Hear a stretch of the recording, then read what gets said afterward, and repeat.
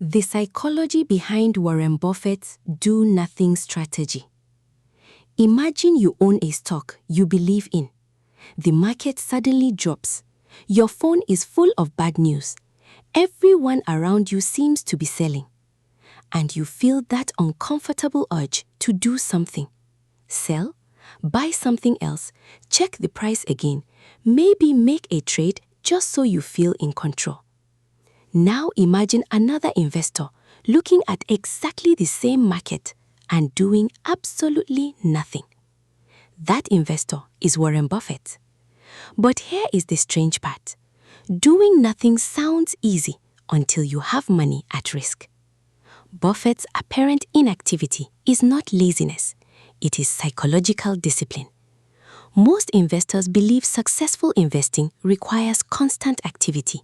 More research, more trades, more predictions, more information. But the market creates a dangerous illusion. If you are not acting, you must be falling behind. Buffett's mindset attacks that illusion. He understands something most investors learn painfully late. An opportunity is not valuable simply because it exists.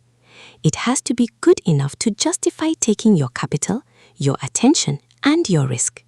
Think about that. The difficult question isn't always, what should I buy? Sometimes it is, why should I buy anything at all? This is where psychology becomes more important than intelligence. Humans have an action bias. When something uncertain happens, we naturally want to respond. Doing something feels safer than waiting. That instinct can be disastrous in investing. A falling stock creates fear. A rising stock creates FOMO. Someone else making money creates envy. And suddenly, your investment strategy is being controlled by emotions you never consciously chose. Buffett's advantage is partly his ability to tolerate that discomfort. He can watch an attractive opportunity pass without feeling personally defeated. He can hold cash while other people celebrate rising markets. And perhaps most importantly, he can wait without needing the market to reassure him that he is right. That's a rare psychological skill. Because doing nothing doesn't mean nothing is happening. While you're waiting, you're practicing emotional control. You're protecting your capital. You're preserving your ability to act when a genuinely exceptional opportunity appears. And you're refusing to spend your limited investment decisions on mediocre opportunities. This creates an important distinction. There is a huge difference between saying, I have nothing to do, and saying, nothing currently meets my standard for action. The first can come from ignorance. The second can come from discipline. But Buffett's philosophy shouldn't be misunderstood as never act. He is not advocating permanent inactivity. When he finds an opportunity he understands, trusts, and believes is attractively priced, he can act decisively.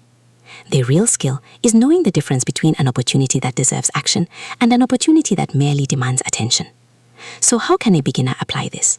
Before buying or selling, ask yourself 3 questions. Do I understand what I'm buying? Would I still want to own it if the market closed tomorrow? And most importantly, am I acting because the opportunity is genuinely attractive or because doing nothing makes me uncomfortable? That final question can expose more bad decisions than another 100 hours of market watching.